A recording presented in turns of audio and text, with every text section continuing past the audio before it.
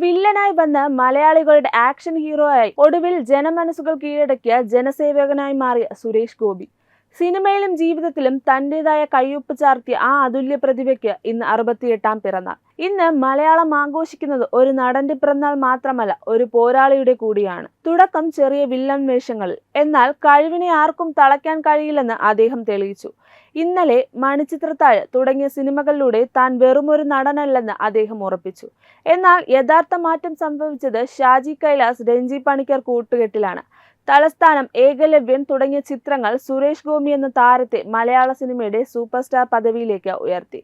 Commissioner എന്ന സിനിമയിലെ ഓരോ ഡയലോഗും ഇന്നും പുതുതലമുറയ്ക്ക് ആവേശം പകരുന്നതാണ്. ശബ്ദത്തിന്റെ ഗാംഭീര്യവും അഭിനയത്തിലെ തീക്ഷ്ണതയും കൊണ്ട് അദ്ദേഹം മലയാളികളുടെ ഹൃദയത്തിൽ സ്ഥാനം പിടിച്ചു. കളിയാട്ടം പോലുള്ള ചിത്രങ്ങൾ അദ്ദേഹത്തിലെ മികച്ച നടനെ പ്രേക്ഷകർക്ക് വീണ്ടും ഓർമ്മിപ്പിച്ചു. 2016 അദ്ദേഹം രാഷ്ട്രീയത്തിലേക്ക് ചുവടുവെച്ചു. 2016 മുതൽ 2022 വരെ രാജ്യസഭാംഗമായി പ്രവർത്തിച്ചു. തൃശൂരിലെ പരാജയങ്ങൾ അദ്ദേഹത്തെ തളർത്തിയില്ല, മറിച്ച് കൂടുതൽ കരുത്തനാക്കി. തൃശൂർ എനിക്ക് വേണം, നിങ്ങൾ എനിക്ക് തരണം, തൃശൂരിനെ ഞാനിങ്ങ് എടുക്കുക. ഈ വാചകം തൃശൂരിലെ തെരുവുകളിൽ അലയടിച്ചു. ആ വാചകം കൊച്ചുകുട്ടികൾ വരെ ഏറ്റുചൊല്ലി. 2021 ലോക്സഭാ തിരഞ്ഞെടുപ്പിൽ ചരിത്ര വിജയം. സംസ്ഥാനത്ത് നിന്ന് BJP ടിക്കറ്റിൽ ജയിച്ചു കയറി ലോക്സഭയിലെത്തിയ ആദ്യത്തെ സ്ഥാനാർത്ഥി. കേന്ദ്രമന്ത്രിസ്ഥാനം തേടിയെത്തിയപ്പോൾ അത് അദ്ദേഹത്തിന്റെ വർഷങ്ങൾ നീണ്ടുനിന്ന പരിശ്രമത്തിനുള്ള അംഗീകാരമായി മാറി.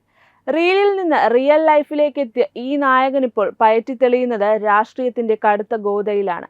സിനിമയിലും ഭരണത്തിലും ഒരേപോലെ തിളങ്ങുന്ന സുരേഷ് ഗോപിക്ക് 1000 ജന്മദിനാശംസകൾ. മലയാളിയുടെ സ്വന്തം ആക്ഷൻ കിങ് കൂടുതൽ ജനസേവനത്തിനായി ഇനിയും ഉയരങ്ങളിലെത്തട്ടെ.